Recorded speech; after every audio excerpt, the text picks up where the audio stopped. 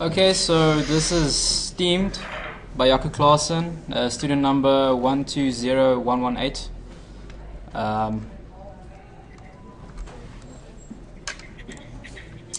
uh, Interesting things about the market overview.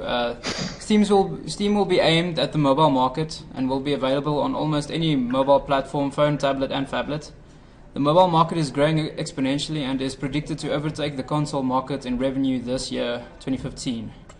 Interesting fact about the mobile market: games contribute to about 40% of all downloads on App and Play Store.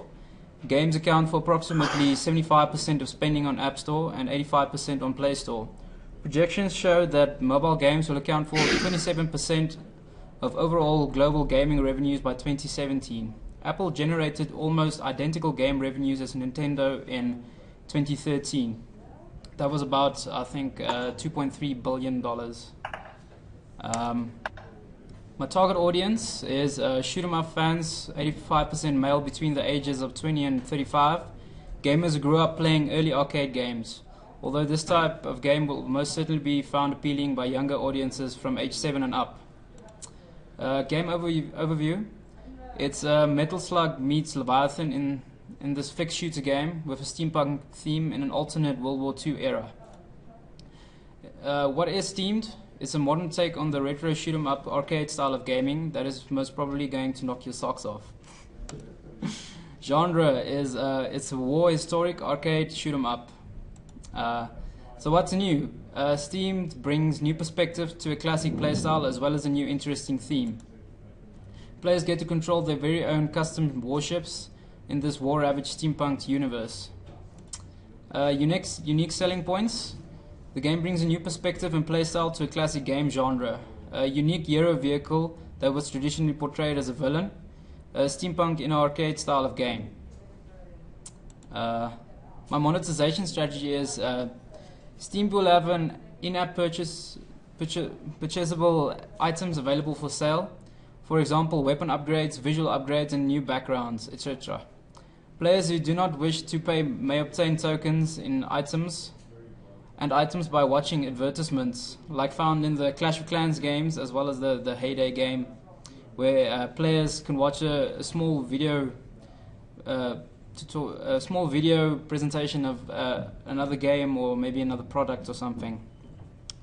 Some interesting information that tablet games in-game purchases revenues split by region. In 2016 will be a total of $3.03 billion. And an interesting fact about this is that the largest region for in-app purchase is actually Far Eastern China, not North America. Gameplay look and feel. It will be a 3D environment and models with 2D camera angles and gameplay. Player only views ship from right side, shooting up to attack enemies from above. Even though 3D items, it will be in a very 2D style of gaming, with 2D shaders and stuff. It won't be, but it will still give you that 3D perspective like traditional 3D games. The user interface, you get the health and armor bar in the top left corner, and the top right corner you get your quit and your home menu buttons. In your lower left corner you get your navigation buttons forward and backwards. There's also a chance of later adding up and down button, so the ship can swerve in the game world from side to side to dodge enemy attacks. In the bottom right corner you get your primary fire button, which is the largest one and which is the lowest one. You also get your secondary and tertiary fire buttons, which will be used for weapons later obtained, or maybe weapons that the player himself added to his customizable ship. Gameplay mechanics. The game will have physics, collisions, pathfinding, enemy AI, and in-app purchasing. The game will be running on Unity Engine and built to Android and iOS, and there's also a possibility for Windows, for the Windows cell phones and tablet market, but it's not very likely. Levels, all levels will pretty much be the same basic environment. At this point it's still an ocean going environment, but there's no need why it can't later in time just be the ship flying in the air, as it is as the theme is in most steampunk themed art. Yeah, the only difference between each level is pretty much the waves of enemies that attack the player. The game focuses more on the actual gameplay than the interaction within certain environments. Technical asset generation will be done via Blender or Softimage and in the Unity game engine. Here's some of the style references of the game art.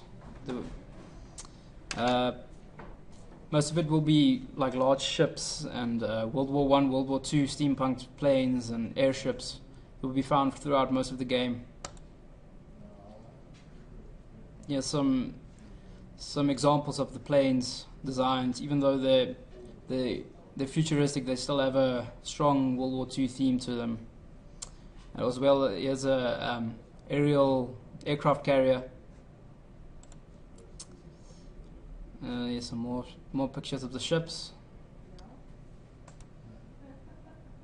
Here's some references from other games. The two images on the left are from the War Game series, Red Dragon, and the bottom left one is from the Dawn of War series, which also has a pretty steampunk type of feel to it. The current status is the game is in early prototype phase with developmental emphasis on game mechanics and dynamics. Here's a little play demo from the prototype. This video is private. Let me just find a video. Doesn't seem to be working. Just a little demo from the in-game prototype.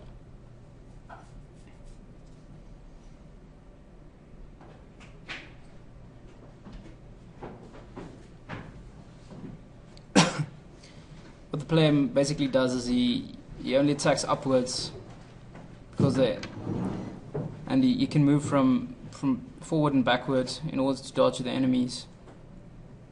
So it's a pretty basic gameplay system, but I think if you do it right, it could be rather addictive to players.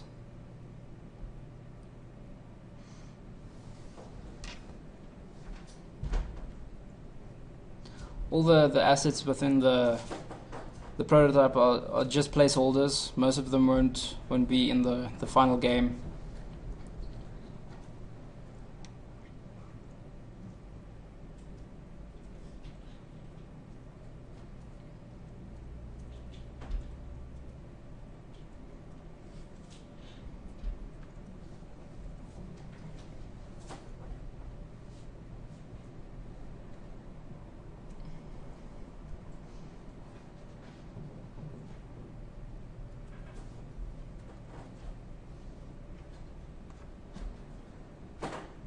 How do you control the direction of the shooting? You don't. It's only shooting upwards. Okay. Yeah, the movements you're seeing is from the ship swerving from side to side.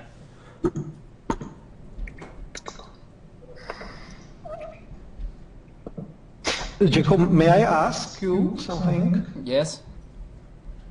Okay, you mentioned that part of the gameplay is dodging the enemies, trying to avoid some impact. I can understand that you are shooting the enemies, but it seems to me that you may have a little problem to dodge the enemies as the ship is quite large target. What do you think? Does it really work, the movement? But my initial idea was that the player starts off with, since it's customizable, the player starts off with a really small ship. But with it being a smaller ship, he has less weapons. So it's kind of a trade-off later stages in the game, where you get a larger hull for more weaponry. But by getting a larger hull, you make yourself an easier target for enemies. So I think it would be a good trade-off for in the later stages of the game.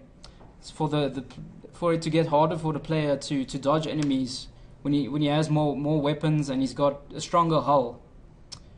So the only thing that's helping the player in the beginning stages of the game is mostly him, the fact that he has a small ship that he can easily dodge most attacks, but he can't kill as many enemies as he would in later stages. So it's sort of the players need to find a way to balance their ships find a trade-off for size and weapons. That way, it will also help players to interact with their friends, maybe to compare designs of their ships. And what I'm trying to do is to get them to interact more with each other. That way, it would help. It would help a lot with the sales of the game, because most mobile games, online games, most people play them because they can interact with their friends. So yeah, that's the main idea behind it. The ship in the video is it's just an early prototype, so it's a bit large for how the initial game is going to be. Okay, I was just wondering that maybe if you would change the orientation of the ship, that it will, it will move forward instead of sides. It can be, smaller. I really like the artwork which you add to the presentation. It really helped me tremendously to understand the concept much better. So for me, it's very helpful what you did. Yes, I get it. Thank you. As you discussed in your feedback that you gave me, I changed the name from Dive Bomber to Steamed because, like you said, the Dive Bomber it just talks about one enemy that's found within the game, whereas Steamed is a much broader name that can account for the steam ships as well as the steampunk era that they're in. Yes, it definitely makes sense. When by the way, when you are, and it applies to all the concept, when you are trying to finalize the name of the game, please make sure that the name of the game is available on the market. I mean, especially the internet domain. I have actually Googled the name Steamed, and I haven't found any games with the same name.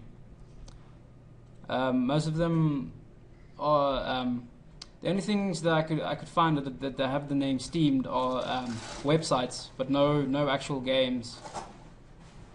Okay, from my experience, it usually, when you are able to find the domain, it means that the trademark is free as well. So I would start with the domain.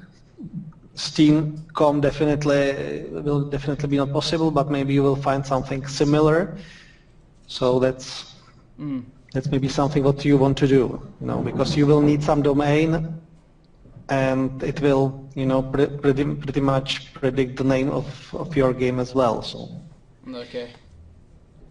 Well, thank you. Okay. That's all. Thank you. For anyone that wants to help me with my game, I have my contact details on the video. Both email addresses should reach me. Okay, cool.